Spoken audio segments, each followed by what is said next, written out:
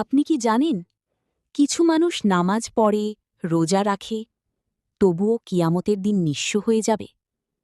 কারণ সে আল্লাহর হক নয়, মানুষের হক নষ্ট করেছিল। আর সেই মানুষের মধ্যে সবচেয়ে কাছের মানুষটি যদি হয় আপনার স্ত্রী। আজ আমরা জানব স্ত্রীর হক আদায় করা কেন ফরজ, আর অবহেলা করলে কি ভয়াবহ পরিণতি হতে পারে। রাত গভীর, একটি ঘরে নীরবতা।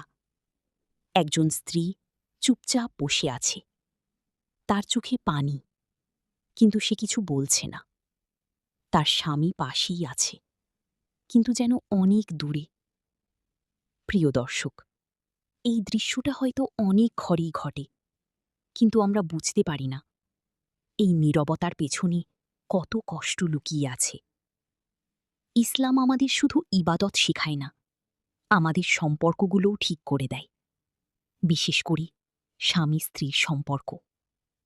আল্লাহ তাআলা কুরআনে বলেন, তোমরা তাদের সাথে সদাচরণ করো। সূরা আন-নিসা ১৯।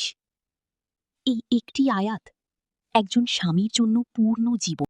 একদিন সেই স্ত্রী আল্লাহর কাছে দোয়া করল, হে আল্লাহ, তুমি তো সব দেখো।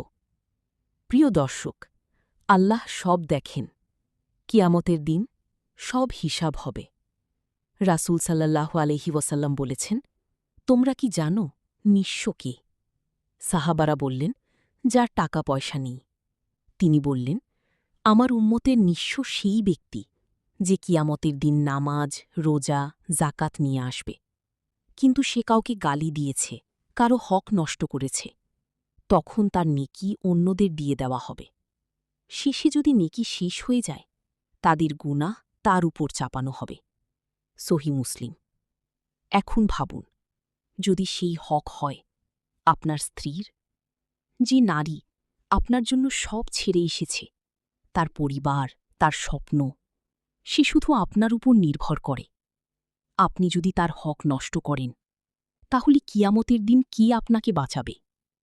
প্রিয় ভাই, স্ত্রীর হক আদায় করা শুধু দায়িত্ব নয়, এটা ইবাদত।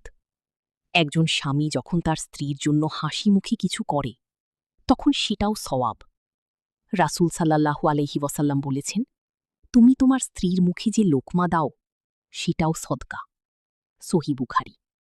সুবহানাল্লাহ, এত সুন্দর একটি সম্পর্ক, কিন্তু আমরা এটাকে কত সহজে অবহেলা করি। আমরা মনে করি, স্ত্রী তো আমারই, সে কোথায় যাবে? এই অহংকার একজন মানুষকে ধ্বংস করে দেয়। ইসলাম আমাদের শেখায়, স্ত্রী কোনো দাসী নয়, সে আপনার আমানত, আল্লাহর পক্ষ থেকে একটি দায়িত্ব। কিছু মানুষ ভাবে মায়ের হক সবচেয়ে বেশি। হ্যাঁ, ঠিক, কিন্তু স্ত্রীর হক কি কম? না, প্রত্যেকের হক আলাদা। মায়ের হক সন্তানের উপর, বোনের হক তার অভিভাবকের উপর, আর স্ত্রীর হক তার স্বামীর উপর। এই দায়িত্ব অন্য কেউ পূরণ করবে না, আপনাকেই করতে হবে। একজন স্ত্রী চায় না দামি গিফট, সে চায় সম্মান, ভালোবাসা, একটু সময়, একটু গুরুত্ব। কিন্তু আমরা কি দিই? মোবাইল, ব্যস্ততা, রাগ, অবহেলা। একজন স্ত্রী চুপচাপ সব সহ্য করে, কারণ সে পরিবার বাঁচাতে চায়, কিন্তু তার হৃদয় ভেঙে যায়। প্রিয় দর্শক, একজন নারীর দোয়া খুব শক্তিশালী, আর তার চোখের পানি আরশ পর্যন্ত পৌঁছে যায়। আপনি যদি তাকে কষ্ট দেন, তাহলে তার দোয়া আপনার বিরুদ্ধে যেতে পারে। তখন আপনার সব ইবাদত ঝুঁকির মধ্যে পড়ে যাবে। তাই আজ থেকেই পরিবর্তন আনুন। আপনার স্ত্রীকে বলুন, আমি তোমাকে ভালোবাসি, আমি তোমার কষ্ট বুঝি। তার পাশে বসুন, তার কথা শুনুন। এটাই সুন্নাহ। রাসূল সাল্লাল্লাহু আলাইহি ওয়াসাল্লাম তার স্ত্রীদের কথা শুনতেন, তাদের সাথে সময় কাটাতেন। তিনি কখনো অহংকার করেননি। এটাই আমাদের আদর্শ। শেষে একটি কথা, আপনি যদি জান্নাত চান, তাহলে আপনার ঘর থেকেই শুরু করুন। আপনার স্ত্রীকে সুখী করুন, কারণ একজন সুখী স্ত্রী একটি সুখী পরিবার, আর একটি সুখী পরিবার একটি সুখী সমাজ তৈরি করে। প্রিয় দর্শক, আজকের এই ভিডিও থেকে আমরা কি শিখলাম? স্ত্রীর হক আদায় করা ফরজ।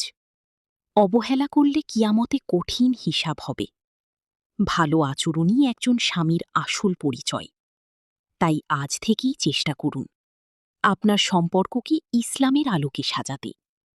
ভিডিওটি ভালো লাগলে লাইক দিন, শেয়ার করুন, সাবস্ক্রাইব করে পাশে থাকুন। আল্লাহ আমাদের সবাইকে নিজ নিজ দায়িত্ব সঠিকভাবে পালন করার তৌফিক দিন। আমিন।